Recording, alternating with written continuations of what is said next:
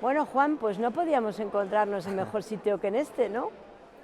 Pues la verdad es que sí. Que Rodeados por estos cuadros maravillosos y estas fotos maravillosas, en este ángulo que es una página. Pues sí, es cierto. Es justo la bisectriz de dos paredes que desde el momento en el que me plantearon la idea de colaborar con el proyecto, me imaginé esas dos paredes como dos páginas, ¿no?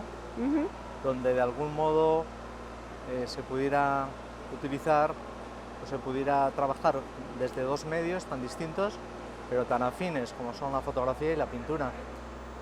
Y aquí estamos, que hacía tiempo que no nos veíamos, por cierto. Sí, además nos estamos viendo sin mascarillas, en fin, como si todo se hubiera acabado. Cierto, sí. Pero tú, mira, has hablado ahora de una cosa que a mí me interesa muchísimo, dice dos medios tan distintos y tan afines, ¿no?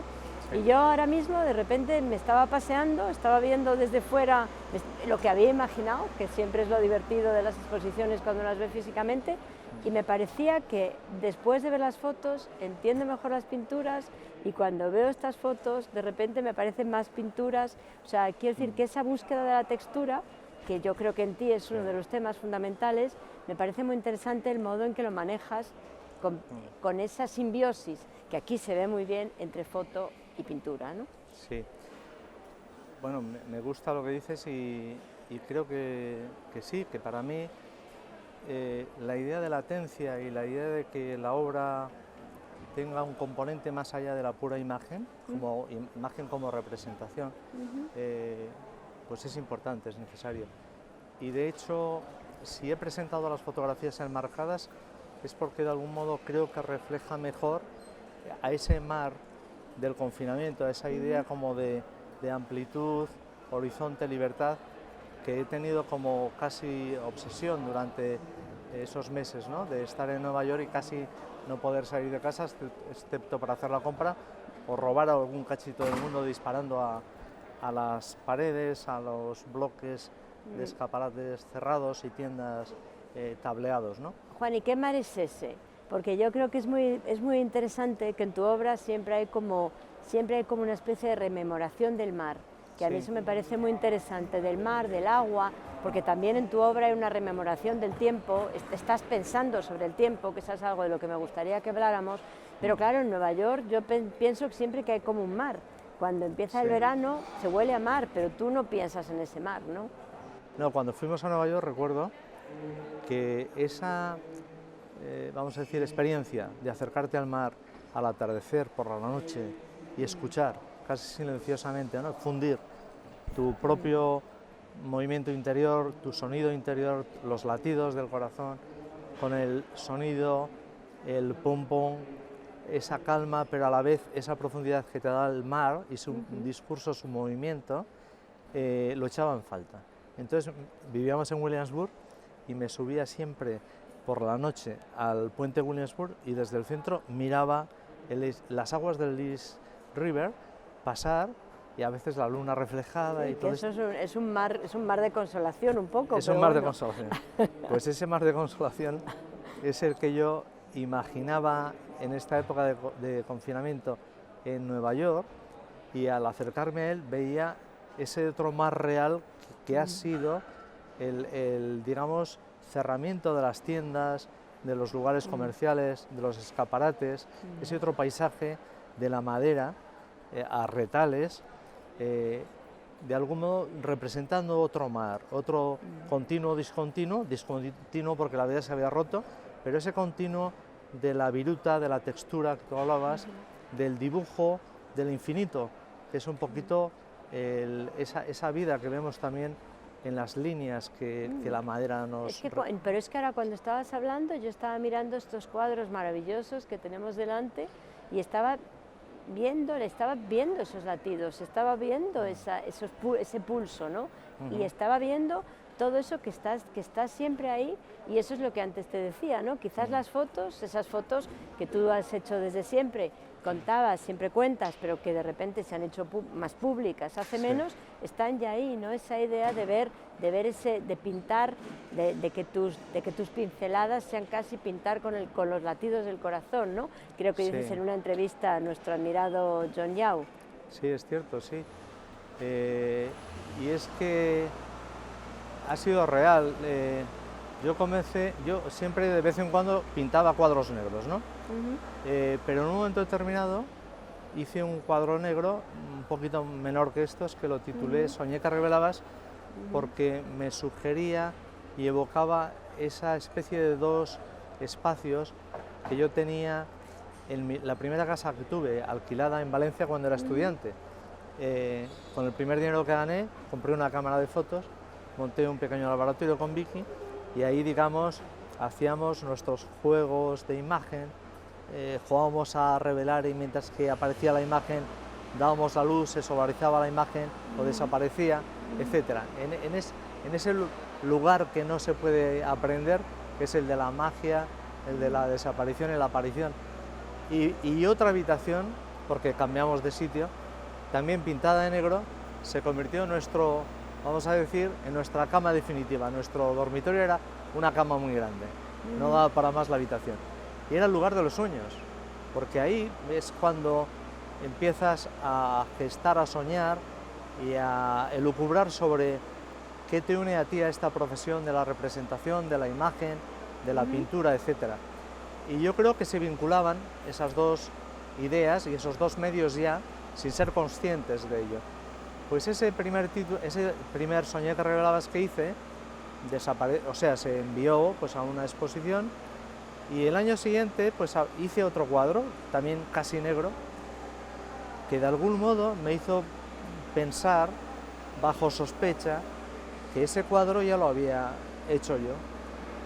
Antes justo mi digamos, estrategia de trabajo era siempre que cada cuadro fuera hijo de un padre diferente, que no se parecieran en nada. Yo les llamaba pinturas celibaters, porque eran incompatibles estilísticamente, ¿no? Si este era rojo y era muy calmado y muy tal, el otro era muy kinky y era en verde, sin colores, o el otro era negro de nuevo, el otro tal. Pero esta vez esa reflexión de ver que yo sentía que estaba haciendo un cuadro que ya había hecho, me hizo dar un twist y cambiar de estrategia y digo, ¿y por qué no voy a hacer un tercero intentando copiar al primero? Y traté de hacer un cuadro idéntico al primero que ya no tenía, pero repitiendo un poco las mismas pautas de aproximación y de desarrollo de esa pintura, ¿no? De crecimiento. Además, porque esa idea de lo serial también está muy unida a esa idea del tiempo, que yo creo que esto es exploración absoluta, ¿no? Sí. Esto que latía de algún modo, inconscientemente en mí, se fue haciendo más consciente a partir de esta toma de decisión de por qué no intentar forzar un poco esa máquina y contradecirme en la estrategia de por qué no ahora intentar repetir ese cuadro y repetir y acabas haciendo un mantra y de algún modo acabas aprendiendo más tiempo y acabas entendiendo las cosas desde otra actitud y otro posicionamiento. Es lo que decía Jasper Jones, que siempre pintaba la bandera americana que tenía la misma forma, porque así realmente se podía concentrar en lo importante, que era el acto mismo de pintar, ¿no? Cierto. Y yo creo que es esa idea de concentrarse, o sea, si uno no tiene que inventar cada vez algo, uno se puede concentrar en la idea de pintar, que yo creo que es la misión complicada y dura, ¿no? Sí, finalmente. Y casi imposible del pintor, ¿verdad? Sí, completamente de acuerdo. Y esa toma de conciencia de eso es la que me hizo a mí recuperar o entender un poco más el tiempo. El cómo el tiempo, desde el no forzar, porque quizás había trabajado ya demasiado con esa idea de buscar la diferencia, lo esencialmente distinto en cada cuadro, aun siendo los cuadros idénticos de formato, lo que yo buscaba era que en interior, espíritu o lo que fuera, o en sintaxis o en forma, fueran distintos. En los Soñé que revelabas, al olvidarme de esa, estaba de algún modo liberado y era ya más una parte orgánica la que funcionaba y una parte más mántrica o no sé cómo explicar, la que me guiaba. Y era ese compás, ese ritmo. Claro, y además se ve muy bien aquí en las tres obras que están en este stand, ¿no? O sea, la idea de las disimilitudes, similitudes, tiempo, transcurso, reto, o sea, lo que pareciendo parecido no es parecido. O sea, que también yo creo que como espectador a mí me exige estar atenta, ¿no? O sea, entrar contigo en ese proceso claro, de conocer, ¿no? Sería un poco lo ideal, ¿no? El que desde la inercia de seguir el flujo, el ritmo, el pulso, el bombeo de la sangre, pudieras gestionar todo ese intento y provocar o al menos admitir, ¿no?, que el espectador tenga la posibilidad de seguir el juego y de ir construyendo de algún modo y ordenando los tiempos y los espacios. Bueno, de la pintura. ahí tú tienes una historia que no me resisto a pedirte que cuentes respecto a cómo hay las imágenes irremisiblemente hay que acabarlas, o sea, el espectador tiene que acabar las imágenes y es de esos viejos libros de geografía, Juan, de los viejos libros, no me resisto a pedirte que la cuentes porque creo que es muy, ejemplifica con muchísima claridad eso de lo que estamos hablando, ¿no? Sí. Bueno, en la época en la que yo estudiaba, la verdad, teníamos pocos recursos. Yo estudié en el instituto y en segundo de bachillerato tuve la gran fortuna de tener una buenísima profesora de geografía universal, se llamaba. Empezaba el curso hablando del cosmos y de cosas maravillosas que nunca acabas de entender del todo, sobre todo a esa edad, 11 años y tal, pero que para mí era pues una abertura mental y no sé, de visión pues casi cósmica, ¿no? Entonces, bueno, yo lo que hacía era estudiaba todas esas cosas y viajaba muchísimo. Me levantaba muy pronto por la mañana antes de ir al instituto, me solía quedar dormido encima del libro de geografía. Era un libro muy rudimentario, de páginas ásperas, mucha textura porque era casi papel reciclado y tenía muy pocas reproducciones, pero las que tenía eran de una riqueza porque no acababan de configurar bien, con demasiada resolución la imagen, ¿no? Y podías imaginar el cosmos. Claro, tú eras realmente el que la construías.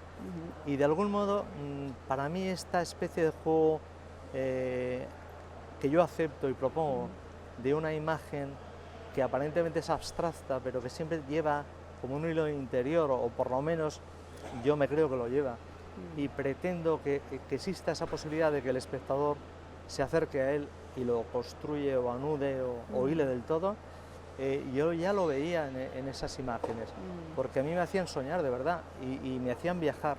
Entonces imagínate, con esos años, todos estos soñatreveladas llevan el nombre de un río, entre paréntesis, el mismo título común, porque el intento es hacer el mismo cuadro. Pero claro, las diferencias del color elegido, lo que está en las pruebas estas de las notas... Ahora iba a hablar un poco de ellas. Pues te llevaba a paisajes de la imaginación. Tú te inventabas cómo era, yo qué sé, pues Yakarta, o cómo era, yo qué sé... Los nombres en el mapa, ¿no? Delhi. O, claro, cuando llegaban los ríos, imagínate qué maravilla, yo que me había criado muy libre, muy solo, si te fijas mi cabeza está llena de accidentes, pues al lado de un río, ¿no? Quiero decir, los ríos que hay en el mundo, ¿no? Y los estudiabas, y al estudiarlos, porque los tenías que memorizar y rellenar en un mapa y colocar el nombre, cuándo cambiaba de nombre el río, los afluentes, etcétera. Me parece muy interesante la misma idea de que todo relato siempre es diferente, siempre se cuenta de un modo diferente, ¿no? Claro. Y exactamente igual que está pasando. ¿Y cómo entra en todo este juego? ¿Cómo entra en todo este juego en el sentido de juego con el espectador, ¿no? Las fotos. Las fotos que de repente estamos viendo aquí detrás de mí, en este stand del país, en Arco, cómo entran dentro de este juego, porque yo antes te estaba comentando que cuando veo las fotos me parecen cuadros y cuando veo cuadros me parecen fotos, ¿no? O sea, yo creo que se ha organizado una especie de simbiosis, de no sé cómo llamarlo, ¿no? Casi como de un juego de intercambio, no sé, es muy curioso. Lo has definido bien, es una especie de retroalimentación. Yo no sabía bien cómo iba a resultar, pero sí pretendía utilizar dos medios que de algún modo representaran casi los antípodas, desde un punto de vista estratégico, ¿no? La fotografía hasta hace no tanto se consideraba esa especie de medio capaz de representar la realidad y la verdad. Quiero decir que la fotografía ha servido para resolver muchos casos donde la verdad estaba cuestionada, etc. En este caso, obviamente, la fotografía, tú dijiste creo que una vez, y me gustó además, que a veces cuando yo hago fotos estoy pintando también. No lo sé si estoy pintando, pero estoy mirando yo. Entonces, de algún modo, no sé si hago imágenes fotográficas al pintar o pinto haciendo fotos, pero lo que sí que no hago nunca es utilizar las fotografías como, vamos a decir, boceto o como punto de partida para las pinturas. Para mí son dos lenguajes independientes, autónomos, y me han pedido muchas veces hacer exposiciones de fotografía, y he hecho algunas, pero respeto mucho a la fotografía, me apasiona la pintura, esa es la diferencia.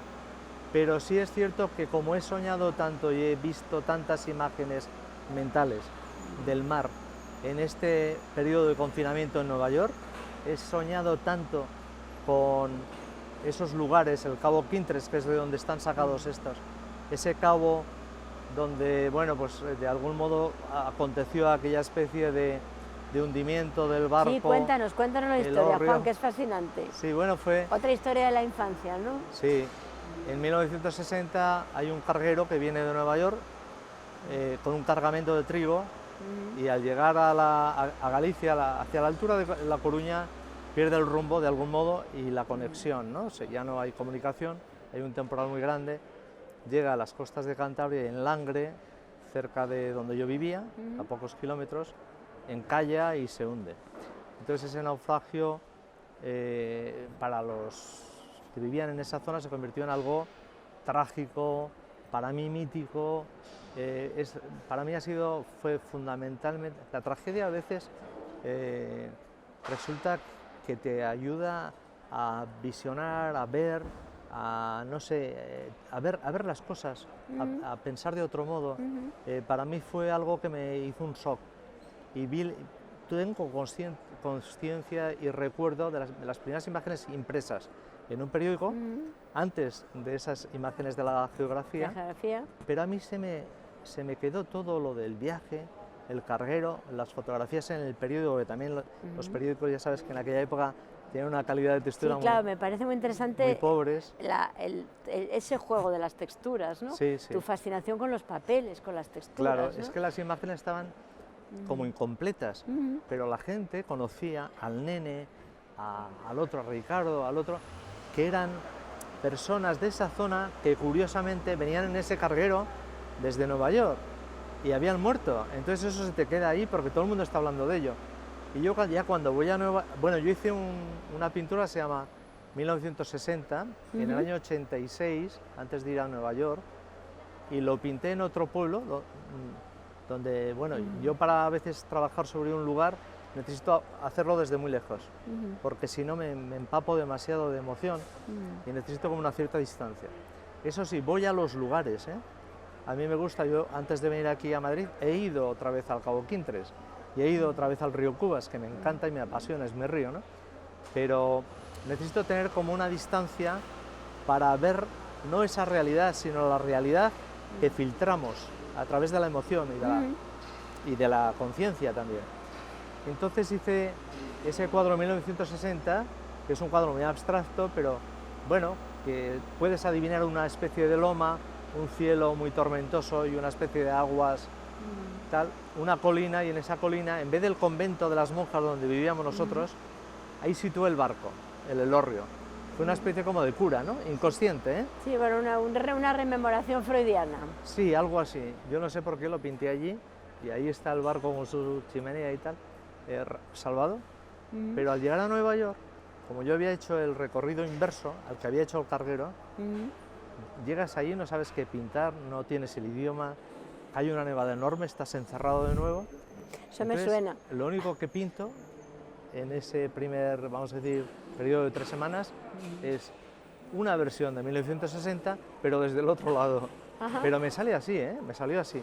Entonces, esa colina o loma que se cortaba por los laterales, pero continuaba, ¿no? Ahora está reducida más a una isla. Ujú. Y en esa isla vemos al barco desde el otro lado. Si estaba en esta posición, ahora está en esta. Y de algún modo yo creo que ese cuadro también muy potente y muy, no sé, tiene un poco, provoca la sensación de asfixia y de aislamiento. De algún modo yo creo que representaba mi propio estado, mi propia condición, ¿no? De estar en un lugar tan desconocido, en una nave tan larga, tan extraña, ¿no? Como era ese estudio de ese escultor, llena de máquinas, donde luego yo conozco a Nemo en un sueño, y este es el señor que se va moviendo y va descubriendo las imágenes en ese submarino que era mi estudio, en esa pared frontal de la nave, donde yo realmente acababa los cuadros o los ponía de pie porque los solía trabajar en el suelo. Bueno, te estoy escuchando y entonces ahora entiendo algo que a lo mejor parte del público no entiende, que a ti no te gusta, que tus obras no son ni abstractas ni figurativas, o sea, a ti no te gusta decantarte de alguna manera, ¿no? No, a mí me meten siempre en el cajón de las estanterías de la abstracción, la nueva abstracción y tal. Pero yo siempre, cuando tengo la oportunidad o me hacen una entrevista o hablamos algo, suelo decir que mi abstracción no es pura. O sea, yo no pertenezco digamos, a esa idea de abstracción utópica de la modernidad, ¿no? Yo soy alguien un poco más confuso, complicado, intencionalmente vivo. A mí me gusta que las obras respiren, aunque sean fotos. No me gusta fijar la imagen del todo. Sobre todo porque siempre hay yo pienso de repente que siempre hay como un relato, y cuando hay un relato, o sea, no es la idea de abstraer en el sentido digamos, de Kandinsky, ¿no? Cuando estaba en Bauhaus, que la línea viene de una botella, y mejor dicho, la botella se convierte en un cilindro, el cilindro en una línea, o sea, siempre hay como una historia detrás. Sí. Que bueno, que se manifiesta así como se podría manifestar, manifestar con un barco, ¿no? Pero eso es lo que yo llamo contaminación, pero es lo que de verdad alimenta. Para mí, claro, es un posicionamiento subjetivo, yo valoro la subjetividad, pero que da sentido a mi trabajo. Yo necesito tener como temas, pero son temas oscuros, camuflados, escondidos, hilos que no afloran del todo. Pero yo necesito como tener un motivo, igual que necesito titular las obras, yo las necesito poner un título, porque sin el título, a mí lo de abstracción 13.256 me parece muy bien para ciertos artistas y sobre todo, bueno, pues se ha utilizado mucho. Y es una opción, o sea. No, claro, es una opción y además ha sido una opción muy radical, pero yo ya no pertenezco a eso. Entonces, bueno, pues vamos a decir que soy un abstracto contaminado, no sé. No, pero te hago esa pregunta porque sé que... Soy un artista en proceso de definición, de sintaxis. Bueno, sobre todo como muy bien se ve aquí, ¿no? O sea, y entonces dime también aquí hay una cosa que me parece interesante porque tiene que ver con la textura, tiene que ver con la doble página, tiene que ver con ese adolescente niño que lee periódicos, ¿no? Yo también era lectora de periódicos y de libros cuando era pequeña, y a mí siempre me parece que los niños y niñas que leen periódicos pues estamos medio zumbados todos, o sea, que yo de niña también, además, cuando era muy pequeña me daba mucha rabia tener un periódico y no saber leerlo. Ya, o sea, cuando no sabía leer me daba mucha rabia tener eso y no saber leerlo, pero ¿no? era muy magnético y atractivo a la vez, ¿no?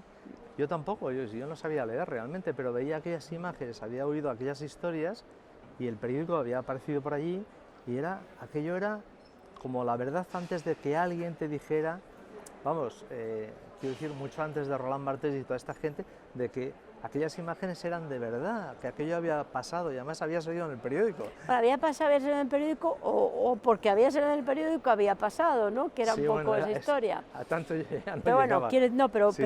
Quiero decir que no, evidentemente, pero era un mundo, digamos, también un mundo de lo tangible, que eso es lo que me parece que ese mar es un mundo totalmente de lo tangible. Sí. Y me acuerdo que me contabas que subías a la azotea, todos los que hemos estado en Nueva York viviendo, las casas tienen como unas azoteas, y ahí te ponías a mirar el horizonte pensando en ese mar al cual luego llegas, claro, ¿no?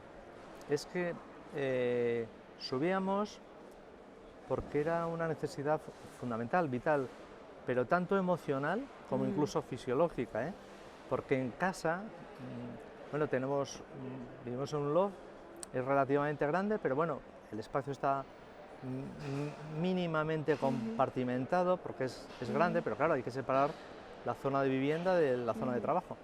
Y íbamos dando vueltas por todo el espacio para de algún modo no estar todo el día comiendo latas de alubias, ¿sabes? Es un poco lo que hemos hecho mucho durante el confinamiento. Y bueno, pues hacer un poco de ejercicio, porque si no, es que el alma se descuelga, pero el cuerpo más. Entonces, era una sensación muy rara. Cuando nos dimos cuenta de que estábamos solos en el edificio, que todos se habían sí, eso es muy curioso marchado también, ¿no? a la casa Hamptons, de campo, o donde sea, a Connecticut, pues de algún modo nos sentíamos muy bien, porque coño, vivimos en un edificio que es nuestro. No sí, Nueva York vacío, eso me lo contaban sí, muchos amigos. En Nueva York vacío, sí. Subíamos arriba y eso sí, yo subía la cámara y estábamos ahí y pum, disparando todo el rato, mirando y dando vueltas. Y venga a dar vueltas. Y damos 50 o 60 vueltas al edificio, a la terraza del edificio, cogíamos una sudada que pa' qué, pero a la vez luego te sentías como bien, ¿no? Estabas deslomado, pero no sé, estabas vivo, y ahí, era la ahí, vida. En ese estar vivo aparecía la nostalgia del Cantábrico, Juan. Claro, claro, porque desde ahí, digamos, vislumbrabas un poquito del East River y un poquito, casi más que vislumbrar, imaginabas el Hudson. Pero el mar que de verdad conoces y quieres es el que llevas dentro, y el mar que llevas dentro es donde has crecido, inevitable. Ese es el mar placenta del que podemos hablar, y es el mar que de algún modo representa, sobre todo, yo descubrí ese mar también cuando he tenido, por ejemplo, dolor, o sea, por ejemplo, un pinzamiento en el cuello o algo así, ¿no? Yo recuerdo que en un momento en el que, porque bueno, hacía cuadros muy grandes, yo construía los bastidores y eran muy pesados de manejar, pues tuve un pinzamiento que no había manera de digamos, de relajar aquello, ¿no? Y el dolor era tan fuerte que, bueno, pues empecé con quiroprácticos, pasé a shiatsu, de todo. Lo único que me relajaba un poco era la marihuana, y cuando estaba más así... Pues no sé si habrá que cortarlo. No. Bueno, a marihuana medicinal, que, sí, bueno, que en California fuera. y hasta en Nueva York no, claro, ya se medicinal, acepta. estamos hablando de tratar el dolor. Sí, estamos pues, hablando de marihuana medicinal. Lo que me hacía mucho era visionar el recorrido del dolor, ¿sabes? Desde donde nace el pinzamiento y proyectarlo hasta digamos, la uña, por decir algo, del dedo corazón, y pasando por todo, digamos, la escápula, el omóplato, el brazo, ¿sabes? Y ahí yo veía ríos, ¿sabes, no? Veía todo. Es que yo veo en tus pinturas ríos siempre. Sí.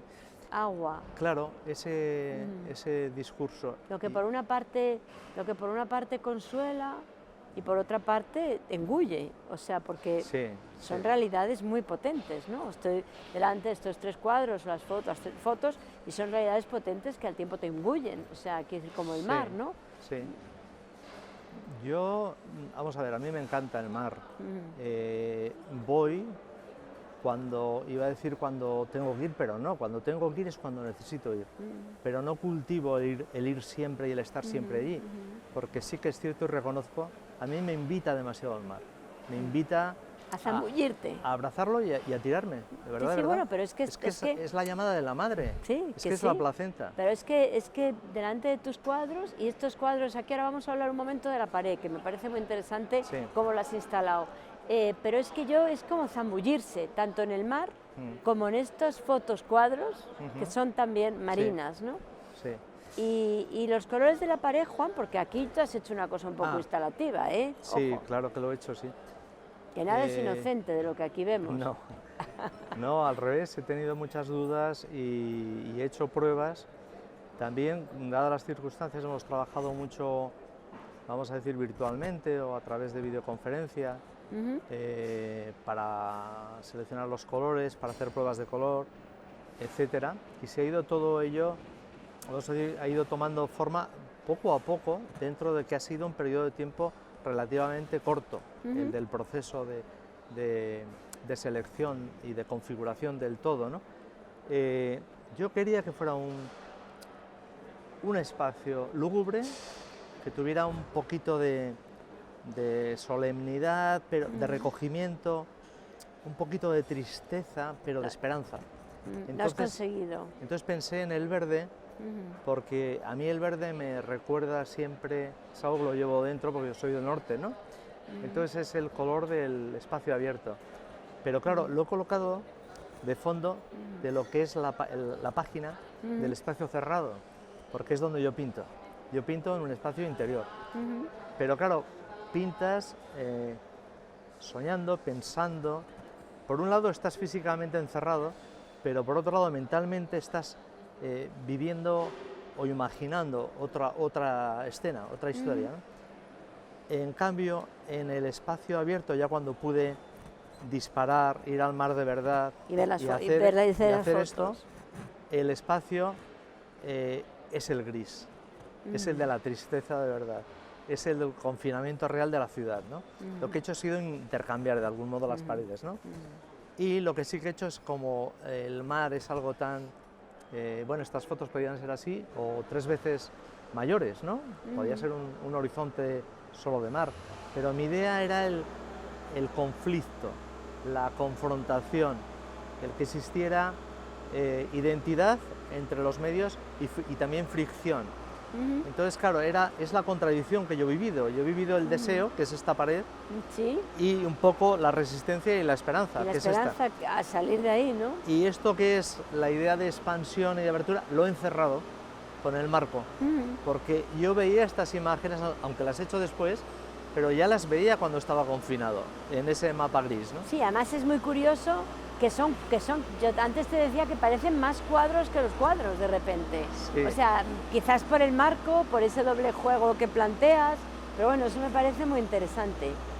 Sí, yo es que creo, a ver, las he metido así, ¿no? Las he presentado así. Si estas imágenes son un poquito mayores y están sin marco, que también me gusta la idea. Hubiera sido otra cosa. Flotando, yo hubiera visto que son imágenes vivas, que es lo que pretendo. Yo cuando hago una foto que es muy anodina, a lo mejor es ese detalle del estudio, pero veo un detalle, lo que yo llamo the little human element, un dedo, ¿no?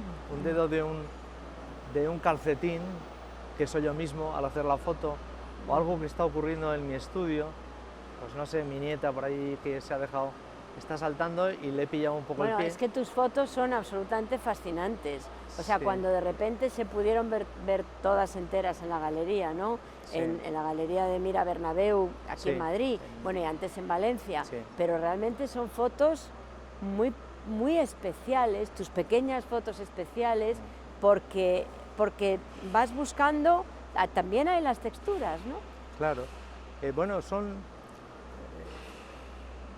este es mi estudio, pues tengo la cámara siempre por ahí y bueno, pues dejo aquello para que se seque y siempre veo algo. Yo siempre veo... ¿Y cómo ves a través de la cámara? ¿Ves distinto que cuando pintas? Pienso distinto.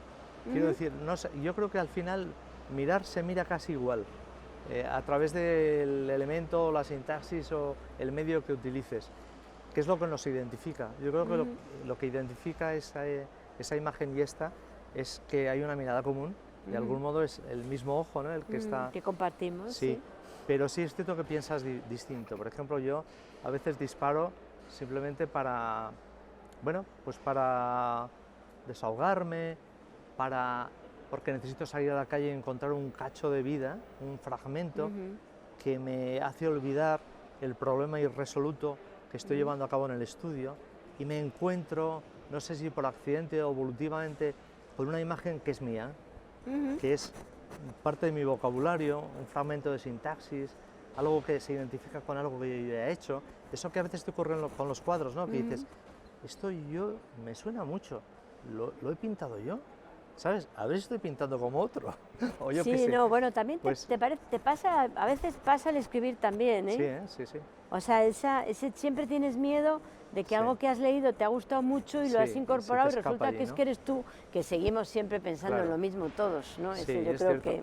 Además ya esta idea de la pureza diferencial ya no existe. Ya no existe. Quiero decir, ¿qué es lo que es, vamos a decir, intrínsecamente Juan Usleo. Yo cuando empecé a hacer la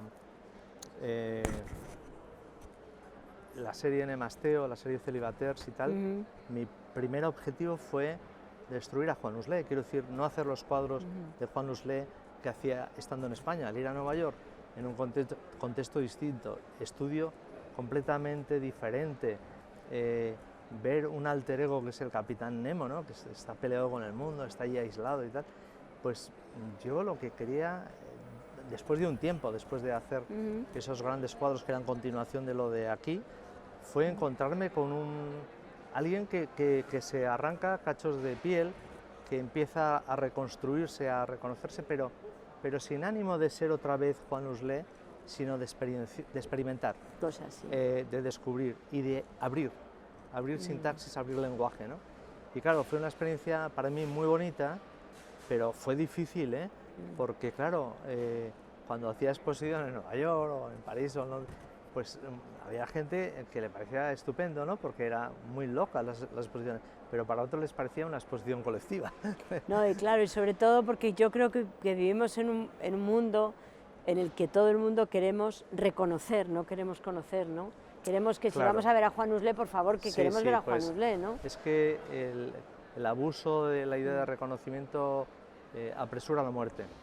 Y sí, es un miedo al tiempo, ¿no? Claro, y el conocer es ampliar, abrir, sí, dejarte es llevar. caerse al mar, zambullirse en el mar, ¿no? Exacto, en este stand del país, Juan, tenemos un plus que pocas veces muestras, porque eres un hombre muy púdico siempre, y es que tenemos esas pruebas de color, esas gamas, que me parece que son maravillosas, mezcladas con fotos, con esas fotos que no son dibujos preparatorios, porque son de un mundo completamente distinto, pero que sí que para mí hablan un poco de tu trastienda, si me permites que utilice ese término, ¿no? Sí, las pruebas que suelo hacer yo, ¿no?, de color, que yo suelo llamar notas son soñecas reblavas, porque estoy probando, cogiendo el pigmento, mezclándolo con un poco de vinilo, un poco de agua, un poco de no sé qué y tal, y buscando el punto de absorción, ¿no? Pues las telas las preparo yo siempre,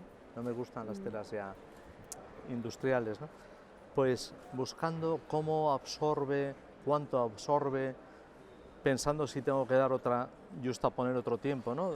Etcétera. Todo esto lo pruebo antes en papel. Pero durante años esos papeles se han ido a la basura, quiero decir que yo no los he... Bueno, pues menos mal que estos se han guardado. No, se han guardado porque casi por accidente, porque cuando venía alguien al estudio siempre, y a lo mejor yo tenía por ahí algo que no había recogido, no había escondido, pues, joder, y eso es tan bonito y tal, o tan, joder, qué bueno, ¿qué? Y, no, son pruebas, no. Llévatelo. Pero con las fotos me ocurrió igual, ¿eh? Yo también suelo tener muchas fotos por ahí desordenadas, pero no es para copiar la foto, ¿eh? Sino que las tienes, son evocaciones, no es como tienes un libro de poesía, otro tal. Y se las iban llevando los amigos, igual que las gamas de color. O bueno, pues no sé, tampoco es que a mi estudio venga tanta gente, ¿eh? Yo no soy de... No dejas vida entrar social, a mucha gente. No me gusta ir a los estudios tampoco a mí, yo no voy a estudios de otros artistas. Y a mí me gusta mucho la gente, pero yo cultivo el ser anónimo y digamos el continente individual. Y tener tu espacio, obviamente. Sí, eso es, sí. Entonces, bueno, pues eran parte de un proceso que de algún modo yo no había utilizado para exponer.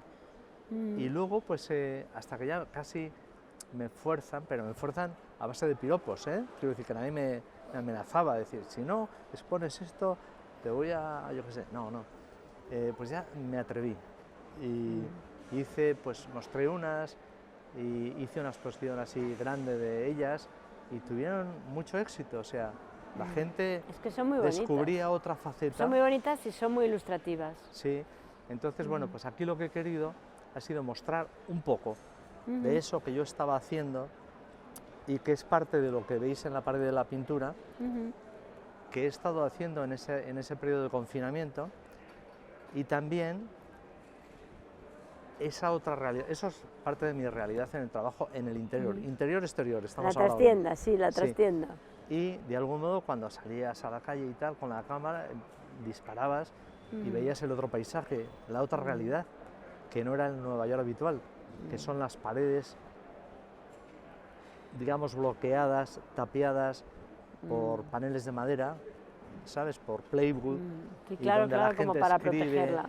o habla de sus necesidades o de sus deseos. Sí, Y claro, esas imágenes que no son bellas, ni yo he intentado hacer fotos periodísticas, ni que reflejaran el confinamiento del Nueva York típico de los grandes edificios famosos y de las calles tal, sino he buscado anónimas, fotos muy anónimas, pero muy esenciales, porque ese paisaje esencial se aproxima más a mi idea de interior, habiendo sido sacadas en el exterior. En el exterior.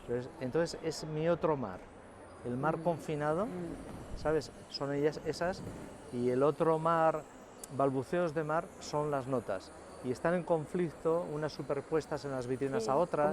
Como una trastienda. Sí, porque ha sido así mi tiempo en Pues yo creo que ya, este Juan, periodo. debemos de terminar y simplemente invitar a que todo el mundo venga a ver este stand, que es un crack, y a ver esas vitrinas, que una pena que no pueda meter la mano y decir qué bonito llevarme algo. Así que nada, Oye, las movemos, ha sido un placer compartir este rato contigo y de verdad que enhorabuena por este stand maravilloso para el país. Muchas gracias de verdad y gracias por Muchas gracias. por haberme dado la oportunidad, ¿no? Muchas gracias a ti, Juan, siempre. Sí.